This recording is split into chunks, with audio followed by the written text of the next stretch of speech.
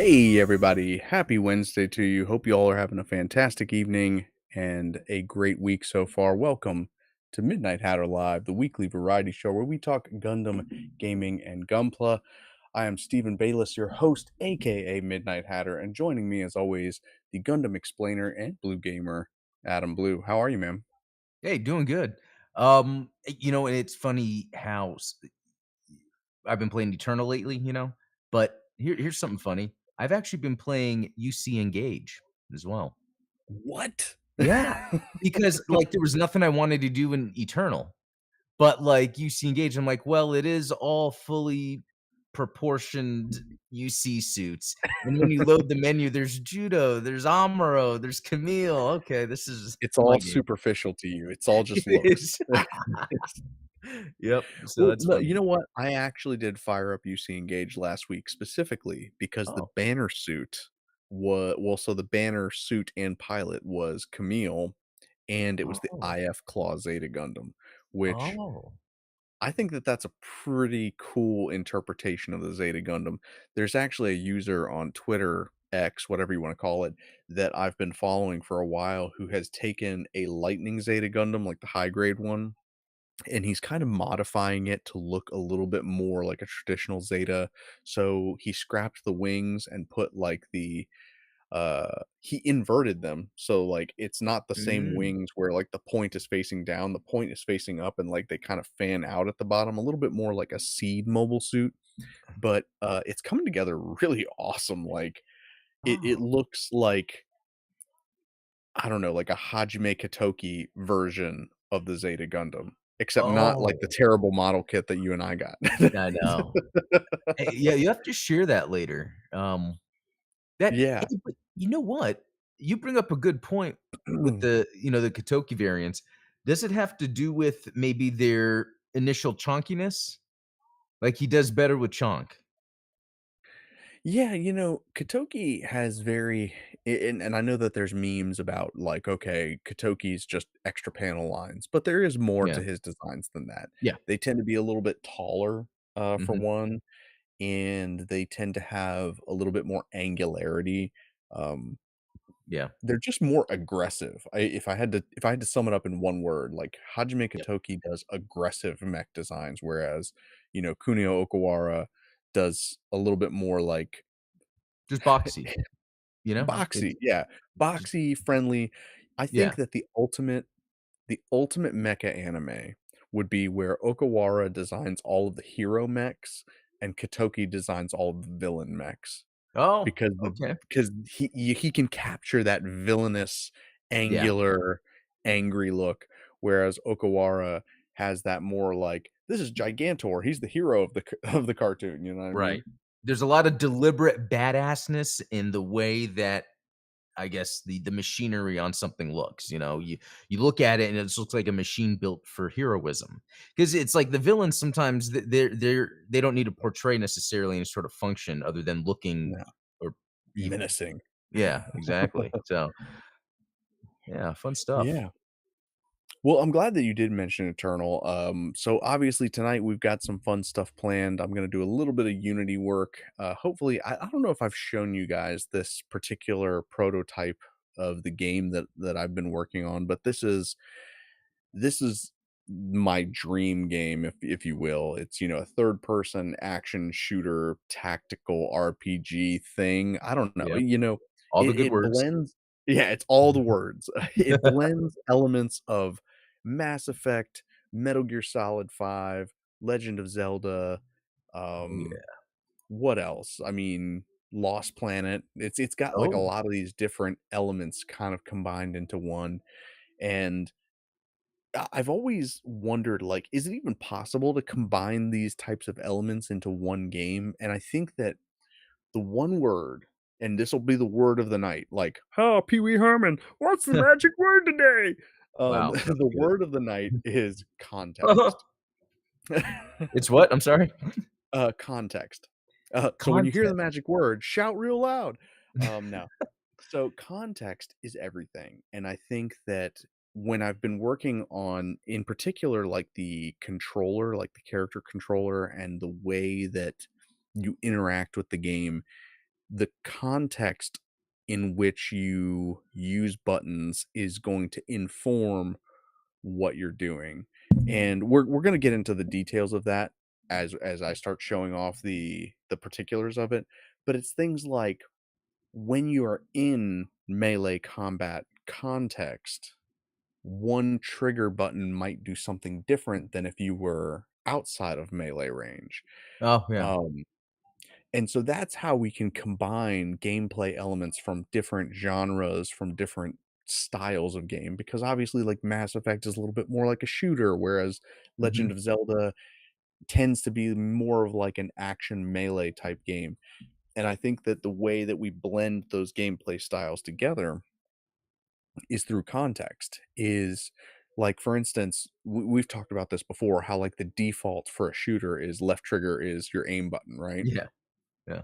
But when you're in range of a melee encounter, that left trigger might serve you better as like a lock on button or a guard. And Yeah. so the buttons themselves will change depending on where you're at, and hopefully it's going to be intuitive because a lot of these controls are gonna feel familiar to other games, but it's going to be like it's almost gonna be like you're hopping from different games into each other.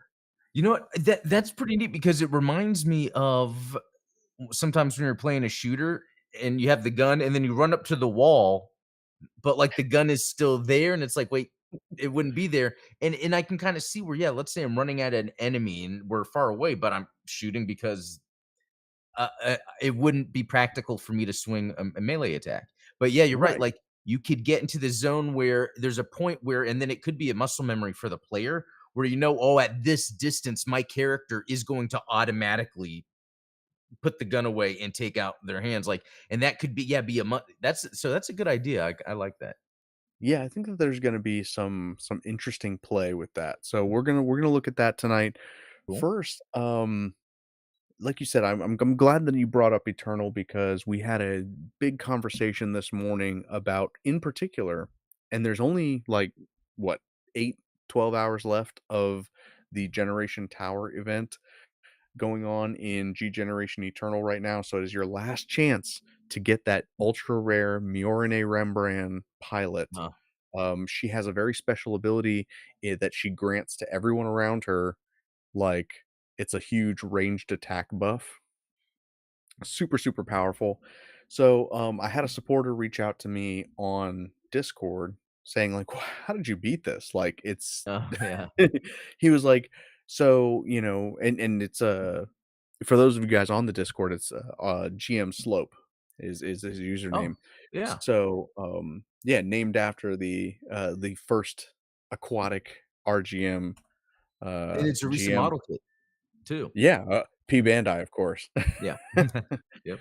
But, so, he was facing a challenge where it was like, I can't get in range of Suletta and Mjolnir in the first turn, and if you don't, then Mjolnir's ability allows Elan, like, in the Fair Act, to basically one-shot your entire team, because the Fair Act is just Oh. completely disgusting with ranged attacks. So, what I did, let me see. Oh, hey, what's up, Ultronymous? I see you in chat there. I love how having all the context and no context are both good depending on the situation you're in. Agreed. Context is it's a blessing and a curse. So, I don't know if the audio is gonna play on this, but what I Mm. ended up doing was recording a video of my playthrough of the G Generation Eternal. I should have put Generation Tower East 19th floor. Let me know in the chat, you guys, if you want me to make this a public video. Right now, it's just unlisted, and to be honest with you, it crashed at the end of the run, so I had to record, like, a follow-up video of me finishing the level, so I'd have Oh, to edit it together, but this strategy, I think, was very effective. What I ended up doing, and you can see my team composition here, we've got, yes, I selected the wrong level at first. So my team composition here is a bunch of map attackers, Wow, is my I kinda feel like the audio is, like, doubled up, so I'm just gonna mute this. Sure. Um, so it's a bunch of map attackers in addition to, pilots that have the sway ability and, um, the extra step ability. So, the first time through, when I did, like, I used Lacus's ability to boost everybody's morale, and then what a lot of the tutorials online will suggest is uh, using Guel to weaken the Ilfrith Ur, what's her name? Sophie Pallone, you know, Oh, over on the right side of the map. I find that that is not as effective as using Guel on the left side of the map, where you can weaken Shadiq, because Shadiq is a much more threatening presence on the left side of the map. He can one shot a lot more of your team than Sophie and Noria. So again, you see what I'm doing here. It's a lot of map attacks to weaken all of Shadiq's teen girl squad, so to speak. Which, that's something that they didn't really mention, is that the oh no, is am I stuttering? Uh-oh, that's not good. I was worried that my computer would die running all these different oh, streams at the same time. But you know, Shadiq's girl squad in Witch from Mercury, is that like a callback to the Bikini Quick Kill Squad from Gundam Victory? Or, like, it must be. there's Because I don't know if that's a trope with Gundam because, sometimes it leans into the waifu territory, the harem territory, so, yeah. yeah, and I know you've been watching IBO, so, like, with the Yeah, turbines and exactly. Nas and all of his wives, right? Like, Right. Same thing, yeah. um, so, yeah, let me know if this is interesting to you guys. I don't it's not like I introduce any other tactics to this particular map stage, and it's not gonna do you guys any good here in, like, 10 hours anyway, because obviously Oh, the event is man, about to end, and I they're gonna see. be going into the Master League session. But, if you guys are interested in seeing how I've been playing, G Generation Eternal, this is kind of how I've been doing it, and I even I boofed it pretty hard here towards the end. Is I had my positioning all messed up and it was incorrect, and so in order to beat Soletta, I ended up losing, like, half my squad. So, Oh, wow. the entire squad 1 got wiped out except for Char. Wow. Um, Well, but what's interesting is, like, this is I wanna watch what I say here, because it's not free to play. It's free to play for me because I haven't spent any money on G Generation Eternal. But if you look at the pilot lineup that I had in this map, it was like all ultra rare pilots. So it's like I acquired all these pilots through playing the game. And yeah. so yeah, I think that there's equivalence. In fact, Slope on Discord mentioned that, because I used Shalia Bull in one of the positions, like one of the key positions in this map, and he was like, "Does it have to be Shalia Bull? Because I have the ultra rare Benager, and he kind of does the same thing." And I said, "Look, as long as he has the high speed movement and he has sway, then you can do it. Like, Oh, that's he has to have those abilities more than it doesn't necessarily matter which character it is, as long as they have particular abilities, right?" okay. So that's cool that, yeah, the different characters will have same abilities just in case you prefer, you know, a certain And, like, the tactics used in this video come from a Japanese YouTuber that I follow, and what they used was actually, so I used the, Psycho Zaku, because that's, like, my favorite map attacker, hands down. They used the Ashtray Gold Frame Amatsu from that limited, story Oh, mode. yeah. Okay. And so, like, I don't have that because I didn't play that. Yeah. So, I had to settle for what I had, and I think, there's that's one of the things that's cool about Eternal is that there's always a substitute for what you need based on the level's requirements. And Yeah. so, overall, the way that you get Mjolnir is to completely wipe out the left side of the map. So you take out Shaddiq, Elan, all of Shaddiq's girls, and then you basically tank a couple of attacks from Mjolnir, Soletta, and the Ilfrith twins, Noria and Sophie. And then that second turn, this is the key, is you have to keep Guel alive through turn 2 so that you can use, like, an energy recovery ability and get because his special attack decreases defense by 100%. So, like, Right. any Yeah. hit with that attack is going to be able to, like, you can take them out. So you have to use it twice, once on Shaddiq and once on Suletta. Wow. I tell you, it's a game. You know, Which not just a free to play. now, so you've been playing a lot of UC Engage, like, do you think that the gameplay in UC Engage is even, like, close No.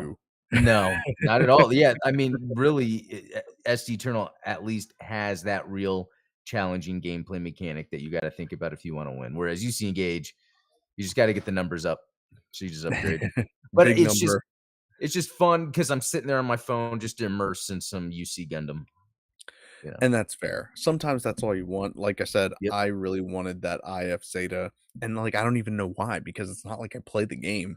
So, what I am looking for is I'm looking for if anybody has ripped the 3D models out of UC Engage, because Mm. what if I made some 3D print conversion parts for the IF Zeta for the, little high Oh, grade Zeta here? yeah. Can you imagine converting this guy into that IF Zeta from UC Engage?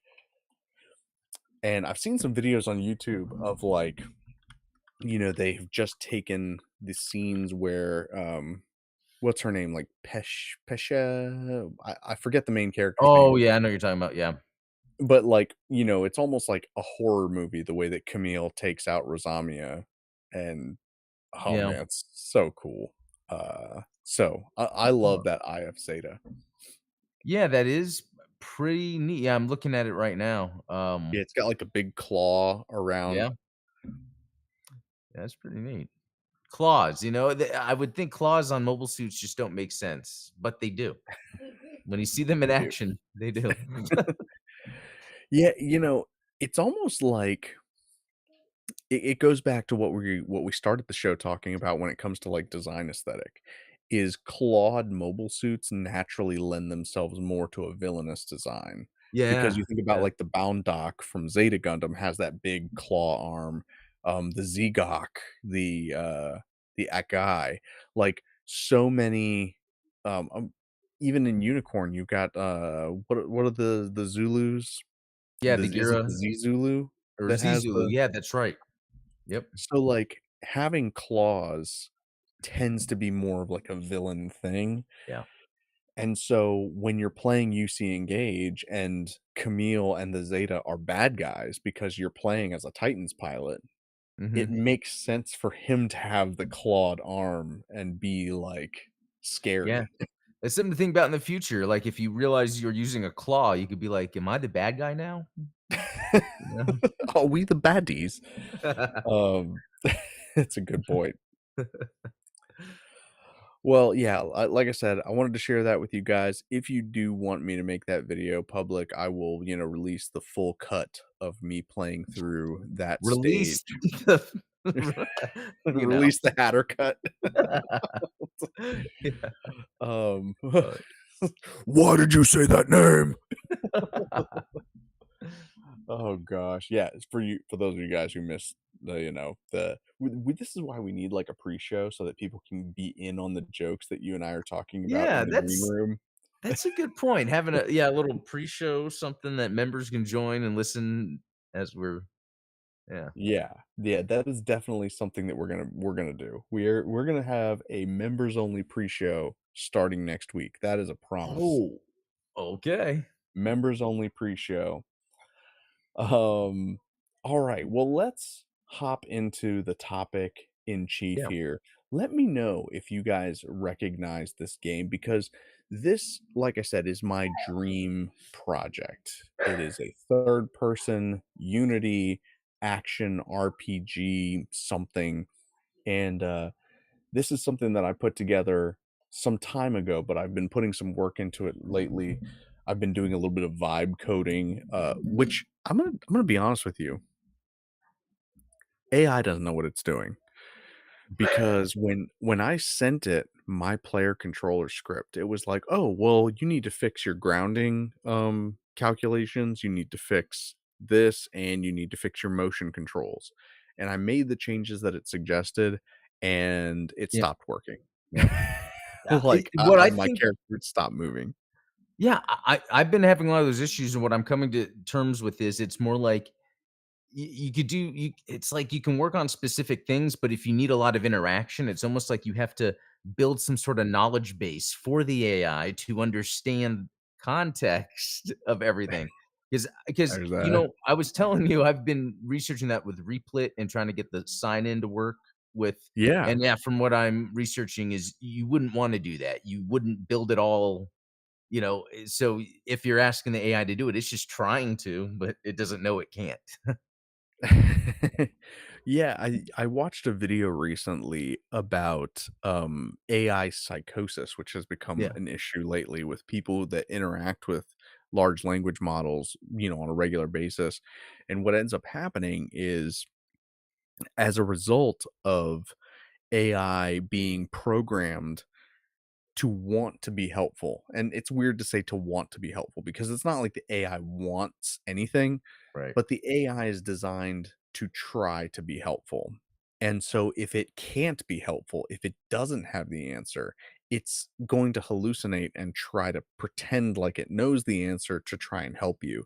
And it has led to this problem where they call it like AI sycophancy, Yeah, where the AI will like hype up everything that you do. They'll like ChatGPT will tell you that you're a genius. Like you should be working at MIT with all exactly. these Wow, this crazy is ideas cutting that you've edge. got.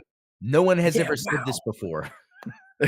Which is utterly preposterous. Yeah. Like, um, But you know what? so You are describing humans yeah, in a lot of ways, wanting unfortunately. to help out, but can't, so just saying what you can to make it sound like you're gonna help out, you know?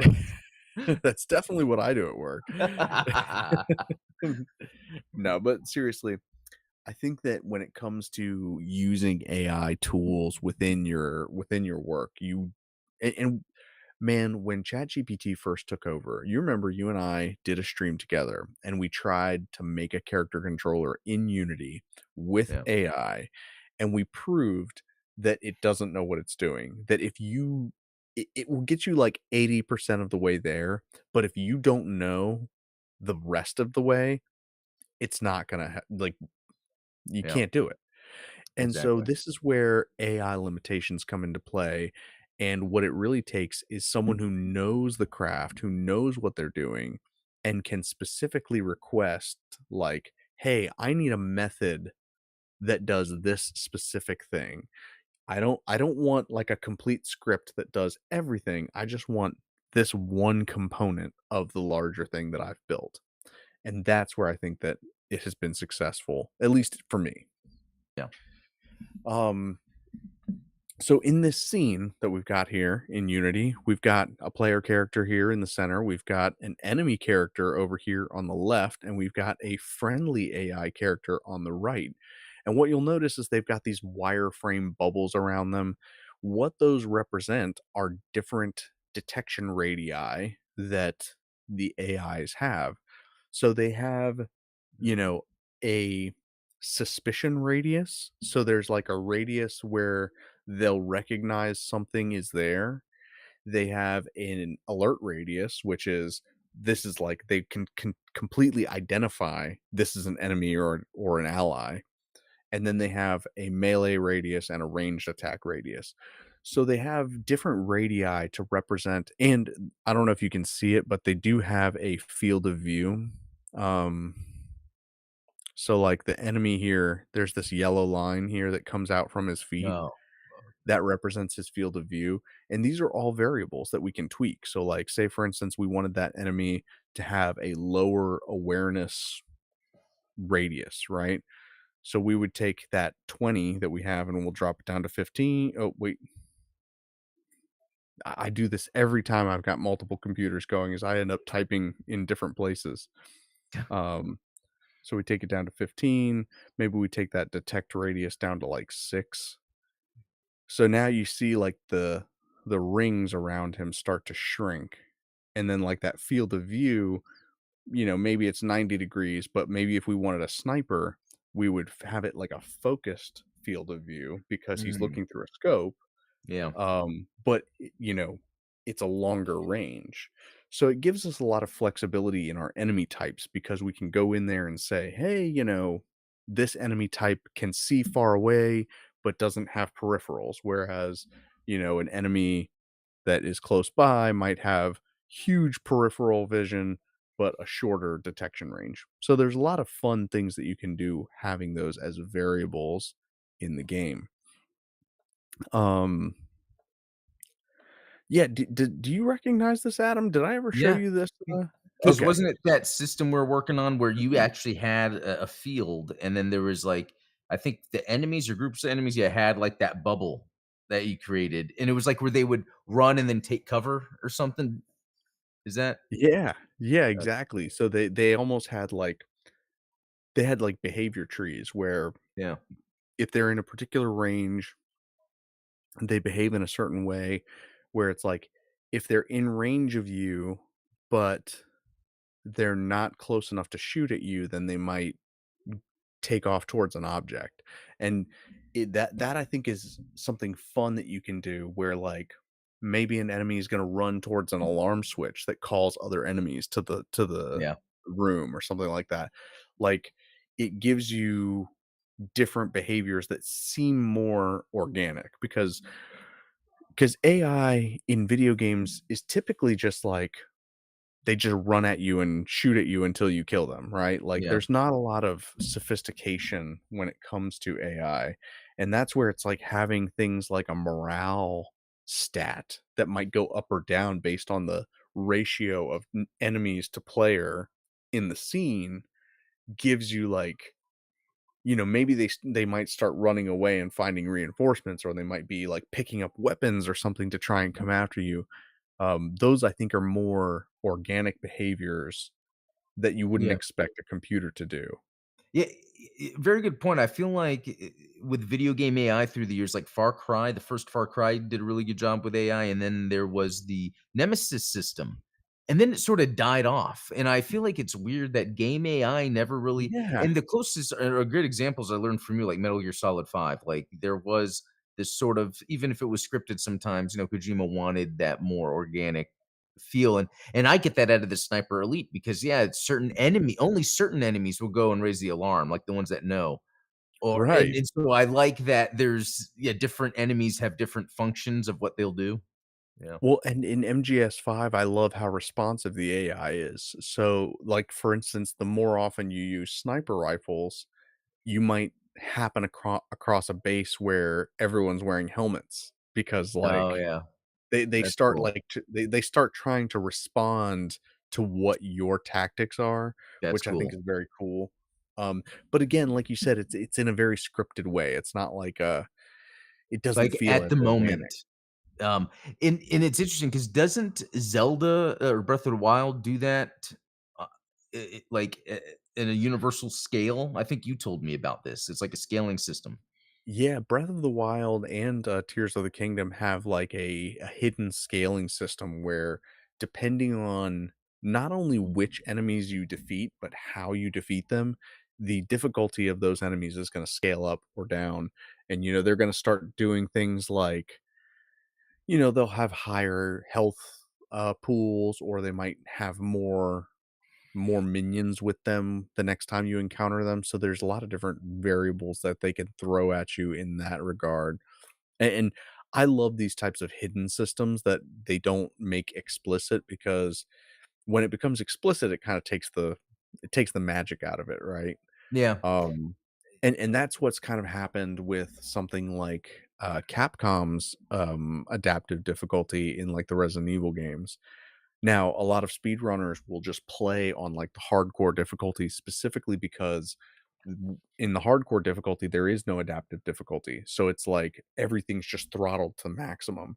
But, Right. like, when you're playing the Resident Evil remake games 2, 3, and 4, what you'll find is when you're playing on, like, just normal or hard, if you're dying really frequently at a certain part in the game, you might notice that there's one less zombie in a room that you're Oh, stuck okay. at or something like that. Or if you're doing really well, if you haven't, you know, if you still have tons of ammo and you haven't died in a few hours since you've been playing, the difficulty will start to ramp up and there might be more zombies or they might take more shots to kill.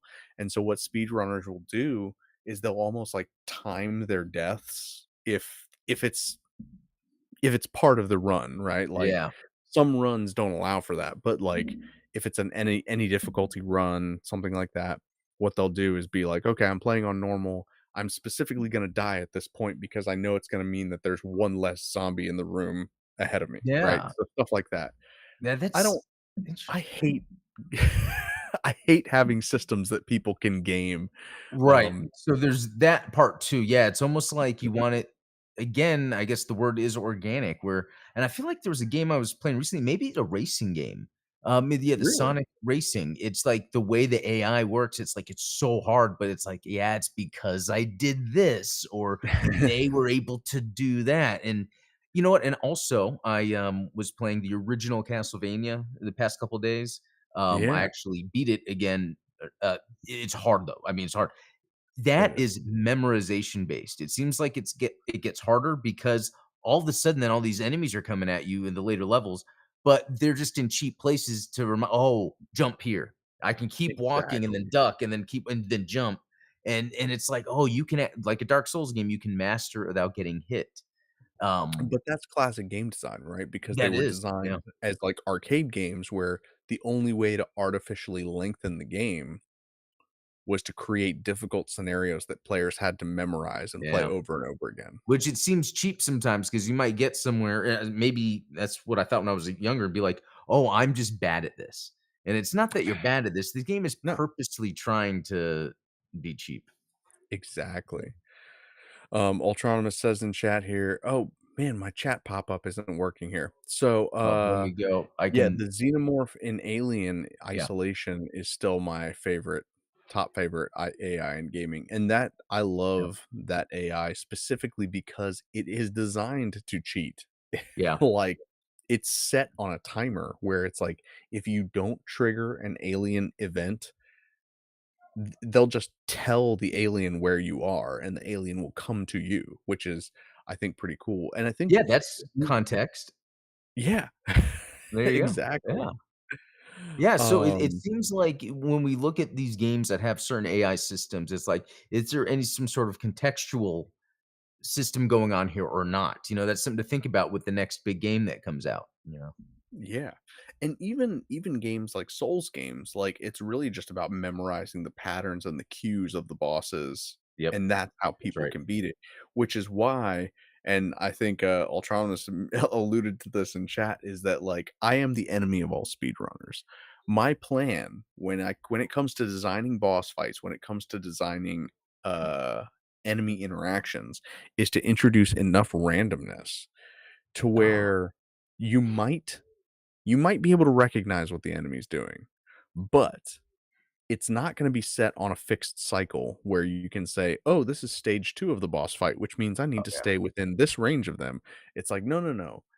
What's going to happen is if you get if you hit the enemy, like, twice using the same technique, the enemy's gonna adapt its technique to try and Yeah, combat you. And that's always been my thing is to introduce that unpredictability because and you talk about this a lot over on Blue Gamer is like roguelite roguelites and yeah, roguelikes. You know, they're almost cheap because of the randomness, because it's like, oh, they're just random, like yeah, everything's randomly generated, enemy placement, randomly generated maps, and so you really can't get a feel for everything. But I think, if you have fixed character types and fixed enemy types, you can choose a way to react to those enemies that is consistent, but those enemies might not always behave as expected. Um, and going back to, like, say, G Generation Eternal, a lot of the techniques that people use to beat levels in G Generation Eternal are operating from the framework of they know exactly where the AI is going to go. So what they Oh, do is, like, especially in that level 19 of the Generation Tower East, they will put Guel at a certain spot on the map, and as long as there's nobody in the spots adjacent to him, the aerial rebuild will attack him, which guarantees that he's gonna take the hit and none of your units will get killed every time. That is not like that's okay. not Yeah, smart right. AI. Because Like it's like the developers made it for you to try to game it to beat it. exactly, like, what you want is you want an AI that's going to say, "Oh, well, if you're gonna do that, then I'm gonna do this." Yes. Yeah, Not that's a really good point, and it kind of brings up another point too when you're talking about bosses, throwing out randomness.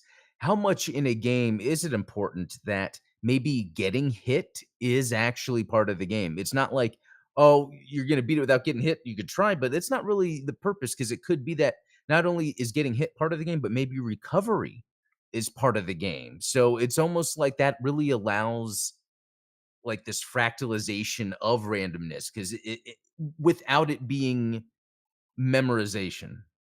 yeah. You know? Um, Yeah, 100%. I mean, especially if you have specific weapons or abilities, and you see this in G Generation Eternal, where it's like certain mobile suits will have attacks that their damage scales up the yeah, less health they have. So yeah, there's almost that's right. tactics where it's like you put them in harm's way specifically to get hits so that you can bump their attack up. But Yeah, those are very like it's very niche scenarios. Like it's almost always better to have a mobile suit that doesn't have that yeah, than does. So, yeah, I think that if you're gonna have abilities like that, it's almost like so in G Generation Eternal specifically, they have units where the higher the health of the mobile suit is, you might have 12%, higher attack, or the lower the mobile suit health is, you might have 12% more attack. I think it should be more like 12% more if you have more health, but like 30% more if you have less health. You know what I mean? Like where it's like yeah, you introduce that risk reward ratio where it's like, yeah, you might not want to get hit, but also that's yeah, going to bump your attack even higher. especially if you're timing everything, Mhm. which yeah, I really like that you brought that up, there should be a word for it where a game it's almost like requiring you to game the game in order to win. Like what there should be a word for that because I want to be able to document that when that comes up sometimes because I'll see that in the game and be like, oh, I can do this. Oh, they're letting you do this to do it. That's takes me out. But okay. Yeah. Yeah. Yeah, I know there's a word for it, but I'm not sure exactly what it is. So yeah, Yeah. shout out if you guys know like what that's called. Try ask So AI. yeah, let me show off a couple of the features that we already have built into this. I'm gonna hopefully not get my microphone all messed up. Sorry about that, guys. So let's hop into preview mode. I'm gonna just make this window a little bit bigger so you guys can see a little bit more of what we're doing. So I already have a few pretty cool features built into this particular character controller. So it's a, obviously third person camera. We Oh, have that's some cool. motion. Um, if we hold down the shift key, we get a sprint function. So he runs a little bit faster. We also have a crouch slash sneak, so you move a little bit slower, but you're crouched down. Um, Hmm. there is a aim camera. So this is like that over the shoulder camera. You move slightly slower and it's a fixed camera angle where instead of being able to rotate around the character the way that you can without the aim mode. Like, for Yeah. instance, I can look at the character's face this way, but then once I start aiming, they go into, like, focused view. Yeah. Um, that would be like your sniping view or something like that. What other yeah, that's our sprint. What else did we do? We had a couple of other, so there is a jump function. And in particular, one of the things that I did was I borrowed an idea from The Witcher 3. So, uh you see how, like, depending on how long I hold the jump button, it changes, like, the height that I jump at. Oh, But one of yeah. the things that I did was I added an extra gravitational force that pulls the character down faster, you know, the closer they are to the ground. And so it gives you that weightiness. It gives you, like, a feeling of your character, you know. Yeah, as you're traversing. I think that is in line with what you're talking about with, like, uh, it's like sometimes making the controls help feel the game more like you're controlling it. That's the same thing with animations, I think. How you're controlling the character, the animations help. Yeah, because it gives you that sense of realism. So, Yeah. and obviously, you see how this allied NPC starts to kind of follow me around. And so right now, you can see how the enemy NPC here is kind of in default guard mode. But if I enter his field of view, oh, there he comes after me, and he's going to keep coming after me until something changes. He's going to keep trucking after me.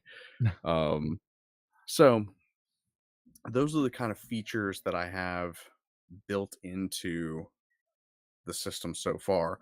One of the things that I'd like to add is you saw how that sprint feature. Yeah. But one of the things that I think sells a sprint mode is when you have, like, that extended field of view. Like, I'm sure you've seen it Oh, yeah. in Metal Gear Solid 5, in Breath of the Wild, Tears of the Kingdom, that sort of thing, where when you're holding down the sprint button, the camera kind of opens up and zooms out a little bit to give you a little bit bigger view of And what's going sometimes on. there'll be, like, little animated lines to the Yeah, side of like you kind your of. speed lines, Yeah. whoa!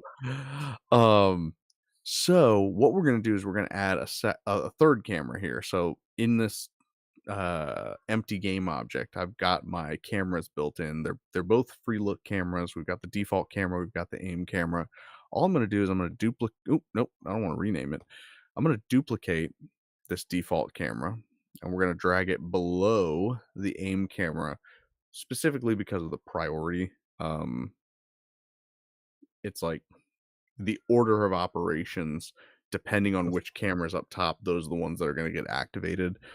Oh, So what we're going to do is rename this one Sprint Camera, and I think what we need to do,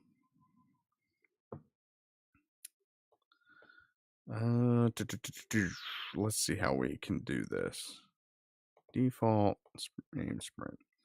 So with the Sprint camera, we almost want, and we're just gonna tweak the settings over here in here. Um, the far clip plane is okay. The vertical field of view, I don't know, do we extend that to 60 so that it's, like, kinda taller? maybe. Mm, and then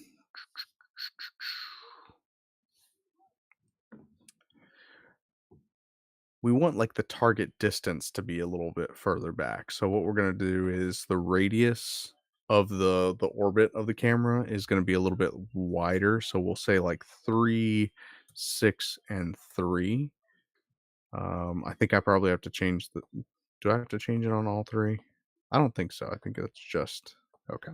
So we're good on that. There is like a let me see if I can find it. Common lens, advanced. I think that this is gonna be okay. Really what we need to do is come into our player control, and we're going to try and find like the aim camera and how that gets triggered. So if aim camera doesn't equal null, or if it does equal null, we are going to create that aim camera. So what we need to do is create the script that triggers the sprint camera to activate. So this is just in the awake function. So let's do this. We're just going to copy this, paste it here, and rename it sprint camera. We probably need to create a sprint camera here. So like you see, I've got a default camera, aim camera. Let's create a sprint camera. I think that this is going to really like sell that. Speed, the running, Yeah. and then the animation. I love it when games have, like, the running animation, like, Right. the arms going, yeah, Yeah, to really sell it. exactly. I remember So we're going Siphon to Filter go Omega Strain on PS2 did that the best, the running. Siphon Filter. Yeah. That game series, like, It was fun, just fun tactical action. I mean, so it's kind of underrated. there's DNA in what you're doing here, from those games, for sure. Yeah, I would say that that's something I would try to incorporate. So let's see. Here in the toggle aim function, basically I want to try and copy that um the same thing that we do with the aim camera, we want to do with the sprint camera, right? So when we toggle the sprint on and off, we have this function that start sprint, cancel sprint. So let's come down here and see what those look like. Start sprint, cancel sprint, start aims, cancel aim. Here we go. So you see how like we've got in the aim functions, we have default camera set active false, aim camera set active true, default set active true. So we want to create um this same behavior for our sprint camera. So here's how we're going to do it. First, we need to add it to our aim camera that we want to set the sprint camera as false, right? And then on cancel aim, we want to make sure that the sprint camera is still false. Likewise, when we're sprinting, what we're going to do is let's just take these three where you see it's default camera true, aim camera false, sprint camera false. On start sprint, we're going to set our default camera false, aim camera false, sprint camera true. And here we are going to set default camera true, aim camera false, sprint camera false. Seems pretty straightforward. Like we already kind of had those methods built into this script.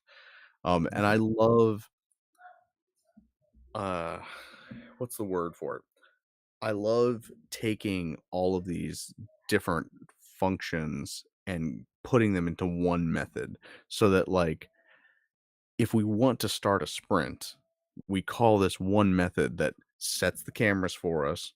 As you can see, it sets the sprinting variable to true. It sets the current speed to base speed times 2. So it's like, it's going to automatically multiply your speed, and then also it sets your animator to where the animator is going to play the sprinting animation instead of the uh Yeah, the walking, default run running, animation. yeah. And honestly, this here, that is a magic number. We don't like magic numbers in code. What that means is we don't like numbers to be hard coded like this. So Oh, what should we do about it? I don't know. I didn't know about this. We're going to create a variable, and that Oh, way we can manipulate it in the inspector. So instead of just doubling our speed and that be our sprint speed, what we're going to do is come up to the top here and we're going to create a public float. We'll just copy this and we're going to call it sprint speed. and our sprint speed, right now, it's set to 2 times our base speed. Um, Shoot, let's call it 3 times it. So we'll set the default to 15. So we're gonna copy that variable name, sprint speed, and then down here, instead of doing this whole calculation, we're just gonna say current speed is set to sprint speed. Wow. Boom. Nice. So that way we have more control over the game. We can actually not only are we going to be able to control it from the inspector, but because it's a public variable, say for instance, the character gets shot and they're shot in the leg, they're not going to be able to run as fast. Yeah. So we want the sprint speed to be affected by that. If this was hard coded as 2 times the base speed, we wouldn't have any control over it. We would have to just affect the base speed and hope that it carries over. By doing it this way, we can specifically set the sprint speed to, 75% of what it normally is supposed to be, stuff like that. Okay. Yeah, like creating, yeah, little toggles that you can just kinda play with. Exactly. Anything like basically rule of thumb when it comes to game development is you really just don't want numbers in your methods at all. Anything that Okay. is a number, you want it to be a variable that you can change in the inspector. And sometimes it depends. Like, so sometimes you want it to be a private variable that isn't affected by other scripts. Sometimes you want it to be a public variable that you can change with other scripts. So, like, you know, what's a good example here? So, like, public bool grounded. Maybe so we want it specifically referenced in the player script, right? So like the player needs to know if he's on the ground. Mhm. But we also might want an enemy to be able to knock the player into the air, in which Mm. case we want it to be a public variable so that in the enemy script we can say set player grounded to false. You see what I'm saying? Where it's like, Yeah, yeah. yeah. Man, that's so So much. we're This is why I'm not a developer. Well, let's see if this works. So, what we've done is we've assigned the sprint camera to its variable here. So, when we fire up the game, in theory, the when you look at the uh, like the player movement script, the camera should automatically assign itself based on its index in the player camera object. So, what we're going to do is what we're looking for is when we're in sprint mode, the camera should change its field of view. Okay.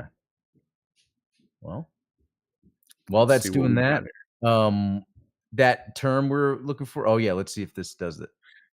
There we Oh, go. You see how the whoa. you see how the sprint camera Yeah, zooms out? That's exactly what we're looking for.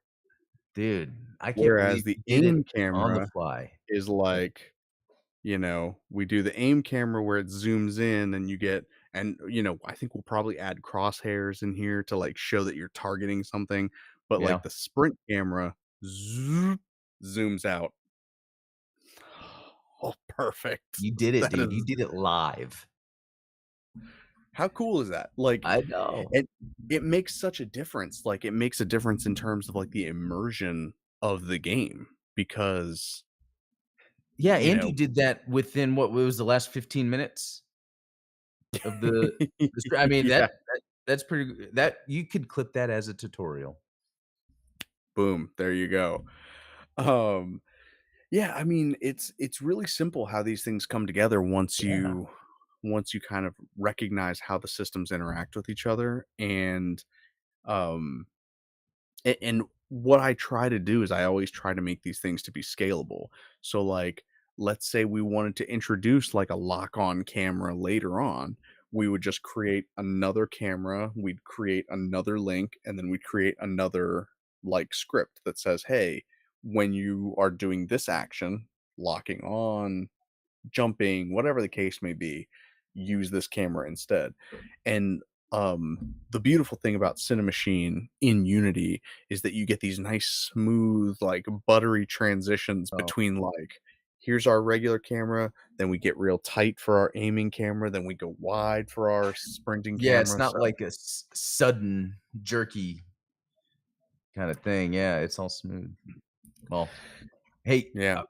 so I asked ChatGPT what that type of gameplay is called. You'll love this. Oh, yeah. It's called degenerate strategy tolerance. It's a degenerate strategy is when the game's optimal play involves breaking the intended experience. If the devs allow it and design around it, the game is meant to be gamed. I feel like I'm being called names. That's Well, it's almost like yeah, it's like they have a tolerance for the degenerate strategies you want to use. personally, I don't tolerate any degenerate behavior, but if the devs allow it, I guess we'll go for it. Yeah, that's hilarious. That's interesting. I would almost call it like I don't know. What if you were gonna name this type of game mechanic, what would you call it? You know, that's a good point because I didn't really know if this is a gameplay mechanic or it's a game system or if Mhm. it's a design philosophy. So from there, I wasn't sure how I would name it because, uh, yeah, that's why I had to ask. It did other things like min max design, but that's not really it. Yeah. You know, if you want. And what I've always said is that given the opportunity, gamers will always optimize the fun out of anything that they do. Yeah. And that's Um, you kind of like as a developer, you have to protect gamers from themselves because what they are going to do is they are going to try and min max, they're going to try and optimize their build so that everything is less challenging. But in doing so, they deny themselves the full experience that the game has to offer. And this goes for everything, not just video games, but right. like card games, board games, whatever the case may be. Um, And and I that's like why games. Oh, oh, I'm go sorry. ahead. Well, No. like Castlevania, that's why I like where you can go and grind to be a Mhm. higher level to then easily beat a boss, but I am spending time fighting enemies, which is helping my muscle memory to be good at combat, and then when I get to the boss, it's just it doesn't take as long, but I'm still having to learn its moves and dodge, so I like that kinda system. It's like a free form min-max. Yeah. I mean, I'm a big fan of, like, anything that's like a cost benefit like, Oh, yeah. anything where it's like, "Okay, yeah, you might use this particular item in order to beat this boss, but that's the only item that you have like that, and therefore, if Yeah, you use it with this boss, you're never gonna be able to use it again." exactly, yeah. Pokemon does a good job at that because it's like you only get, like, 1 or 2 Master Balls, right? Yeah, So, in if Castlevanias, it's, the tickets to get out from where you are to go to a safe area sometimes, so then you don't lose your save, and if you're gonna die yeah, that's yeah. I love expendable resources like that, that allow yeah, you to, and choose when that's to that's Resident Evil the employ them. game, you know? Yeah, Just it's all these resources that it's like, "Ah, when should I use this?" yeah. Although you can over correct in that direction, right? Because I remember that was a big thing in Breath of the Wild where it's like I saved all my best weapons until the end of the game, and then I never used any of them because Good point. Think of how much harder people made playing Resident Evil through the years when it could have been easier. I know it could have been easier for me, I was just, "No, I'm saving the rocket launcher. yep, I'm saving the rocket gotta launcher." save it. You never know what's ahead, so you gotta save it. Yeah, I think that having, man, how do you balance that? That you know what? We're already at time, Maybe but that's that is a another topic. conversation Another for time. another week, is we Yeah, need to talk about where do you draw the line? Do you make resources renewable so that players know that there's always a way that they can come back and get the thing that they need? Or do you limit them knowing that some players are going to just yeah, save it for a yeah, rainy day and then the rainy day never comes? yeah, and just to end, it goes back to something you brought up to me before. It's like make the player feel like a badass, and then just throw challenges in front of them to use those badass skills. Exactly. Yeah, Yeah. The more tools they have at their disposal, they're gonna feel so much better. yeah, And that's ultimately, that's the thing about Legend of Zelda and, Metal Gear, is that both games, the yep, difficulty curve is inverted because most games it gets more difficult as the game goes on. But Legend of Zelda and Metal Gear Solid, like, both games get so much easier as you Yeah, unlock all of the different tools and stuff, like, yeah. That they which is become cool. laughable. Makes you feel like an adventurer. That's for sure. Well, Well, thank cool. you guys so much for, tuning in this evening. Thank you, Adam, for putting up with another stream where I talk about games Oh, and, yeah. Of "Hey, look at my course. neat little project." Yeah. Hey, you live did a sprint live. Sprint Cam, Sprint Cam Live, that's Yeah. the Sprint cam live. I think that we're definitely gonna do more of this stuff because I think that this game is coming together a lot Yeah. faster than I anticipated. Oh, Um, so I that's hope you good. guys are excited. I'm hoping we're gonna launch a playable demo here soon, Cool. and Adam, you're gonna be a part of it. You have to be. Heck You're yeah. in it now. You don't have a Heck yeah. choice. Oh, no. Oh, oh, yes. But, again, I hope you guys have a great evening, great rest of your week. Until next time, we've got the Gundam Explained show tomorrow That's over right. on Gundam Explained. Links down in the description. Go check them out. Thank you guys so much again, and we will catch you later. See y'all.